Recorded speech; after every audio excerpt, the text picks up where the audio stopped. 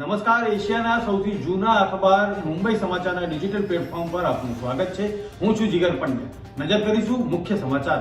પ્રધાનમંત્રી નરેન્દ્ર મોદીએ વર્ચ્યુઅલ રીતે શિકુનલા ટનલ પ્રોજેક્ટનો પ્રથમ વિસ્ફોટ કર્યો. શિકુનલા ટનલ પ્રોજેક્ટમાં 4.1 કિલોમીટર લાંબી ટ્વિન ટ્યુબ ટનલ બનાવવામાં આવશે, જે નીમુ પદુમ દારચા રોડ પર લગભગ 15,800 ફૂટની ઊંચાઈએ બાંધવામાં આવશે. આ ટનલ વિશ્વની સૌથી ઊંચી ટનલ હશે. કેન્દ્રીય માર્ગ પરિવહન મંત્રી નીતિન ગડકરીએ એક મોટો નિર્ણય લીધો છે. હાલની ટોલ સિસ્ટમ નાબૂદ કરી છે.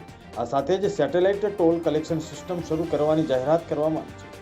તેમણે શુક્રવારે 26 જુલાઈએ કહ્યું કે સરકાર ટોલ નાબૂદી કરી રહી છે અને ટૂંક સમયમાં જ સેટેલાઇટ આધારિત ટોલ કલેક્શન સિસ્ટમ શરૂ કરવામાં આવશે. રાજ્યમાં ચાંદીપુરા વાયરસથી 44ના મોત થતાં જ ખળભળાટ મચી ગઈ છે. 54 દર્દીઓ સારવાર હેઠળ છે.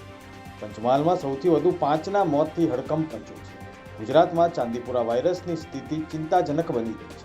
આરોગ્ય વિભાગ દ્વારા જાહેર કરવામાં આવેલા તાજેતરના આંકડા મુજબ રાજ્યમાં આ વાયરસના કુલ 124 શંકાસ્પદ કેસ નોંધાયા છે. રાજકોટમાં કારગિલ વિજય દિવસ નિમિત્તે મોટરસાયકલ રેલી યોજાઈ.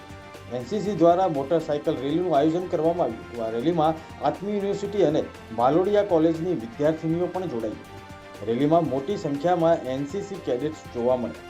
સમગ્ર રાજકોટે કારગિલ વિજય દિવસની ઉજવણીમાં સહકાર આપ્યો. કારગિલ વિજય દિવસ નિમિત્તે નાગરિકો દ્વારા અમદાવાદના વીર શહીદ કેપ્ટન નિલેશ સોનીના રહેઠાણથી મશાલ સરઘસનું આયોજન કરવામાં આવ્યું.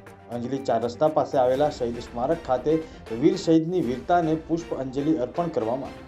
ધારાસભ્ય અમિત શાહ, કાઉન્સિલર અને કાર્યકર્તાઓ ઉપસ્થિત રહીને શહીદની વીરતાને બિરદાવી અને પરિવારનું સન્માન કર્યું. વડોદરામાં એનડીઆરએફની ટીમ દ્વારા પાણીમાં ફસાયેલા 16 લોકોનું રેસ્ક્યુ કરવામાં આવ્યું. વડસર ગામમાં સવારે એનડીઆરએફ દ્વારા રેસ્ક્યુ ઓપરેશન શરૂ કરવામાં આવ્યું હતું, જેમાં 5 પુરુષ, 6 મહિલાઓ અને 5 બાળકોને સફળતાપૂર્વક પાણીમાંથી બહાર કાઢવામાં આવ્યા. વડોદરાના બિલમટી વિસ્તારમાં મહાકાય મગર દેખાતા સ્થાનિકોમાં ફફડાટ જોવા મળ્યો. વરસાદી પાણી ભરાતા રસ્તા પર મગર લટાર મારતા નજરે પડ્યા. તંત્ર તરફથી કોઈ વ્યવસ્થા ન કરાતા આ વિસ્તારના રહીશોમાં નારાજગી જોવા મળી. ગાંધીનગરમાં મુખ્યમંત્રી ભૂપેન્દ્ર પટેલે ગાંધીનગર મહાનગરપાલિકા દ્વારા શરૂ કરાયેલ એક પેડ માં કે નામ અભિયાનને કોબા ખાતે પ્રારંભ કરાવ્યો.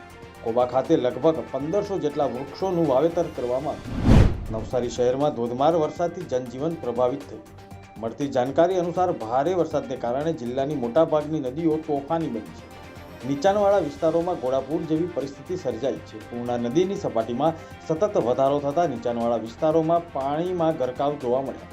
શહેરના રિંગ રોડ પર વાહન વ્યવહાર ખોરવાયો તો બીજી તરફ રંગુનવાલા નગરમાં કેડસમાં પાણી ભરાતા લોકોની મુશ્કેલી વધી. હવામાન વિભાગની આગાહી અનુસાર રાજ્યમાં આગામી 7 દિવસ વરસાદની આગાહી કરવામાં આવી છે. હવામાન વિભાગના જણાવ્યા અનુસાર 2 સિસ્ટમ હાલ રાજ્ય પર સક્રિય છે, જેને કારણે રાજ્યમાં વરસાદની આગાહી કરવામાં આવી છે.